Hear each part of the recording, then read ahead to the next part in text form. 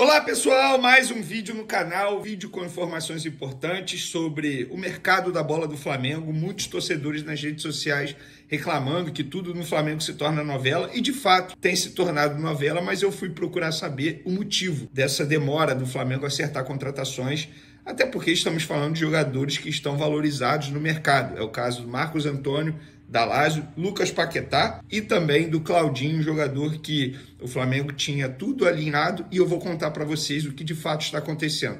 Na verdade, eu conversei com um membro da diretoria do Flamengo, do departamento de futebol do Flamengo, e essa pessoa me explicou a situação desses três jogadores, dessas três negociações que se tornaram novela, e a gente vai contar o que essa pessoa disse. Vamos falar também do Flamengo, que se reapresentou nessa segunda-feira, e os uruguaios estão de volta ou não? Cebolinha treinou ou não? E Bruno Henrique, será que fica à disposição para o jogo de sábado contra o Criciúma? Isso tudo e muito mais no vídeo de agora, mas antes gostaria de pedir para você se inscrever no canal, dar o like no vídeo e também ativar a notificação, porque assim, toda vez que eu publicar um vídeo, a plataforma vai te avisar e você ficará muito bem informado de tudo que acontece no Flamengo. Antes de falar de Flamengo, só uma informação que eu apurei há pouco. Douglas Costa, perto de rescindir com o Fluminense. Recebi essa informação e confirmei com pessoas da diretoria do Fluminense, ou seja, um jogador que já foi muito especulado no Flamengo, e eu hoje falo de uma maneira bem tranquila, sempre achei duvidosa essa possível contratação por parte do Flamengo, e quando ele foi contratado pelo Fluminense, eu avisei que não era uma boa contratação, que era furada, tanto é que agora o Fluminense entendeu e está buscando essa rescisão junto ao jogador, que se tornou até polêmica aí no final de semana, aparecendo em vídeo, em festa, supostamente embriagado, enfim. A torcida do Fluminense não gostou muito e agora o Fluminense está perto de rescindir com esse atleta. Falando de Flamengo agora, o Flamengo se reapresentou na tarde dessa segunda-feira e deu continuidade à preparação para pegar o Criciúma no próximo sábado, lá no Mané Garrincha, em jogo 4 horas da tarde. Esse jogo será em Brasília, não será no Maracanã, mando de jogo do Flamengo lá em Brasília. A boa notícia: Cebolinha treinou normalmente com os demais jogadores, está à disposição novamente da comissão técnica, ele que é desfalque do Flamengo desde o dia 20 de junho, ou seja, exatamente um mês, porque o jogo é no dia 20 de julho, o Cebolinha voltará a ficar à disposição do Flamengo, um baita reforço caseiro. A má notícia, entre aspas, é que Bruno Henrique ficou na academia e é dúvida para esse jogo de sábado ainda. Óbvio, tem a semana inteira, a gente vai aguardar, acompanhar aí as cenas dos próximos capítulos, se o jogador vai evoluir o tratamento das dores no tornozelo, mas a priori é dúvida para pegar o Criciúma lá no Mané Garrincha. Os uruguaios receberam folga após a disputa da Copa América, se reapresentam, deve se reapresentar quarta-feira ao técnico Tite. Pelo visto, ninguém com problema físico, porque senão acho que já teriam se reapresentado. O Vinha, por exemplo, foi um jogador que foi até poupado em um duelo da seleção uruguaia durante a Copa América por questões físicas, mas jogou a disputa em terceiro lugar, normalmente foi titular contra o Canadá. Então é torcer para que esses jogadores não tenham nenhum problema físico e fiquem à disposição, pelo menos. Esse é o planejamento do departamento médico e também da comissão técnica do Flamengo, de ter todos os jogadores à disposição para pegar o Criciúma no sábado. Para mim, todos à disposição. O Flamengo entra de vez na briga pelo título do Campeonato Brasileiro. Repito o que eu falei em outras oportunidades. O Flamengo caiu de pé durante essa Copa América, 9 jogos, o Flamengo jogando mutilado, muitos desfalques, muitos jogadores lesionados, e o Flamengo, se não desse mole diante do Cuiabá e contra o Fortaleza, 2 jogos em casa, ainda estaria na liderança. Mas é isso, soube aproveitar bem esse período, e agora com esses reforços caseiros e possíveis reforços durante a janela de transferência, o Flamengo tende a brigar cabeça por cabeça ali pelo título do Campeonato Brasileiro. Lembrando que quarta-feira tem jogo importante, não para o Flamengo, mas de uma maneira indireta, Palmeiras e Botafogo se enfrentam. Na verdade, Botafogo recebe o Palmeiras aqui no estádio Newton Santos. Eu vou torcer para esse jogo dar empate. Não vou negar para ninguém, porque eu acho que empate é o melhor resultado para o Flamengo. Vamos falar de mercado agora, porque eu conversei com um membro da diretoria do Flamengo para entender as situações das negociações do Flamengo por respectivos jogadores. Vamos começar com Marcos Antônio, jogador da Lazio, que o Flamengo já esteve muito perto de contratar, e a Lazio novamente travando o negócio, e ele me explicou o porquê. Falei, e o Marcos Antônio, como é que está a situação? Essa pessoa respondeu, Vini, está enrolado. Demos um ultimato a Lazio, não temos muito tempo. Demos esse ultimato, nós queremos resolver o quanto antes. Se eles não aceitarem a nossa proposta, vamos atrás de outra opção, porque não podemos ficar esperando durante a janela inteira. Nossos concorrentes a títulos estão contratando, anunciando, e a gente, mirando esses reforços que a gente entende que pode chegar para ajudar bastante, a gente não pode esperar muito tempo. Mas fica aí a informação. E aí eu perguntei qual foi o problema com a Lazio. Aí ele falou, a Lazio falou que empresta. Beleza, certo. Depois disse que emprestava, mas tinha que ser com obrigação de compra. Aceitamos, acordamos valores. Aí, na hora de fechar tudo, eles dizem que só vendem porque receberam proposta de venda de outro clube. O Flamengo não é o... Eu não posso falar a palavra aqui. É isso. Então, essa é a situação envolvendo Marcos Antônio. Claudinho, vamos lá. A pessoa me disse o seguinte, recebemos aceno positivo de tudo. Aí, neste final de semana, soubemos que o Zenit recuou e tenta agora renovar o contrato com o Claudinho. Oferecer uma proposta de renovação ao Claudinho. Foi isso que a gente ficou sabendo. Os russos são difíceis demais de negociar. Por isso não podemos comemorar, só com contrato assinado. Estamos tentando ainda, obviamente. É um jogador que a gente acha que vai qualificar demais o elenco. Estamos tentando ainda. Eles deram o aceite e agora eles recuaram e estão tentando renovar com o Claudinho. Essa é a informação de momento no lado do Flamengo.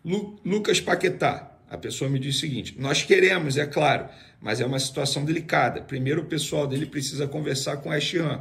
Quando ele diz o pessoal dele, provavelmente os empresários, né? Primeiro o pessoal dele precisa conversar com o West Ham. Nós queremos, mas é uma situação que tende a se arrastar até agosto, Vini. Isso aí vai virar uma longa novela mesmo. Risos. O Risos foi o RS. Então, pessoal, de fato, toda novela, toda negociação do Flamengo tem se tornado novela para vocês torcedores, mas se a gente for parar e analisar, são jogadores de alto calibre. Tudo bem, muita gente vai falar assim, o Marcos Antônio não é um desconhecido, mas é valorizado no futebol europeu. Fez uma boa temporada no PAOK, pelo menos na visão da Lazio, e a Lazio prefere vender a emprestar ao Flamengo. Beleza. Só que o que a Lazio fez com o Flamengo é errado.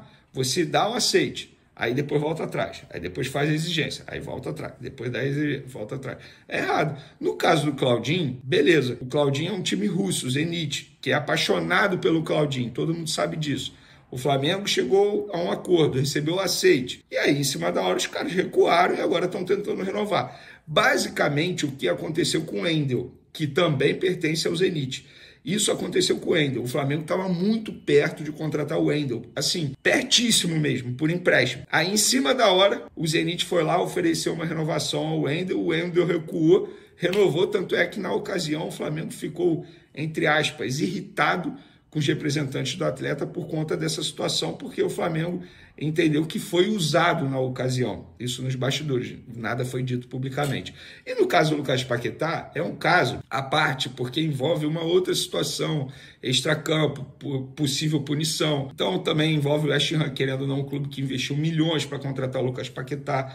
Pessoal, assim, eu entendo, digamos assim, a revolta ou até mesmo a frustração de muitos torcedores, mas é compreensível que no Flamengo tudo se torne novela, porque o Flamengo, ele mira sempre ótimos jogadores. Vamos lá, De La Cruz foi novela, Léo Ortiz foi novela, mas valeu a pena a novela. Inclusive, valeu a pena o valor investido. Agora é aguardar. A gente pode fazer várias críticas a essa atual gestão.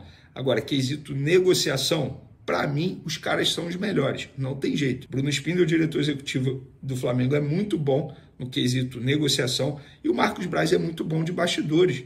É um cobra da bola. Você pode criticar o que for o Marcos Braz. Eu tenho várias críticas ao Marcos Braz. Nem sei se eu fosse o presidente, ele estaria ainda como VP de futebol do Flamengo. Mas de bastidor, de entender o ambiente de futebol, o Marcos Braz entende. Tanto é que ele foi colocado para ser o VP de futebol do Flamengo. Fala, nação rubro-negra. Hoje vamos falar sobre a situação de um jovem talento do Flamengo, Lohan, que tem recebido atenção especial do clube após ser vaiado pela torcida. Vamos entender como o clube está lidando com essa fase delicada e as ações de Tite e sua comissão para preservar e desenvolver essa joia rubro-negra. O Flamengo está implementando um trabalho especial para proteger e preservar Lohan, jovem jogador que foi destaque durante a Copa América, mas que recentemente viu seu desempenho cair, levando a uma relação complicada com a torcida. Durante a vitória contra o Cruzeiro, no dia 30 de junho, Lohan saiu de campo sob vaias consideráveis, o que levou Tite a pedir um maior acolhimento por parte dos torcedores. Lohan brilhou como substituto de Arrascaeta, correspondendo às expectativas e ganhando o carinho da torcida inicialmente.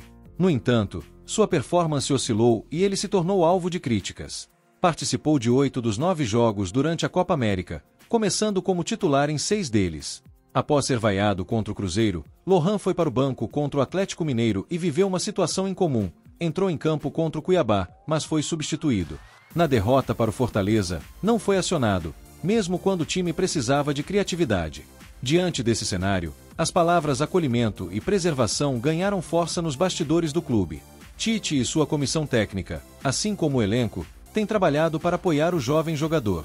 Internamente, o Flamengo considera as oscilações de Lohan normais devido à sua idade e ao processo de transição da base para o profissional. O clube já desenvolveu um projeto especial para blindar e potencializar o desenvolvimento de Lohan, prestando atenção ao ambiente para proteger essa joia. A cautela na utilização de Lohan e o apelo de vovô feito por Tite refletem a abordagem do Flamengo neste momento. O jovem não foi utilizado pela primeira vez em 10 jogos, algo que não acontecia desde a goleada contra o Vasco, último jogo antes da Copa América. Gerson desempenha um papel fundamental no dia a dia de Lohan e de outros jovens. Como um verdadeiro paizão, ele oferece conselhos e orientações tanto dentro quanto fora de campo, alertando sobre posicionamento e aconselhando a não se deslumbrar com a fama e a evitar ostentação. Além de Gerson, Wesley é outro exemplo importante para Lohan. O lateral viveu um período semelhante de oscilações e vaias da torcida, mas conseguiu se recuperar durante a Copa América, disputando uma vaga com Varela após boas atuações. A história de Lohan é um lembrete da importância do apoio e do acolhimento para os jovens talentos do nosso Mengão. Vamos continuar torcendo e acreditando no potencial desses garotos. Se gostou do vídeo, deixe seu like, compartilhe e se inscreva no canal para mais novidades do Flamengo. Até a próxima!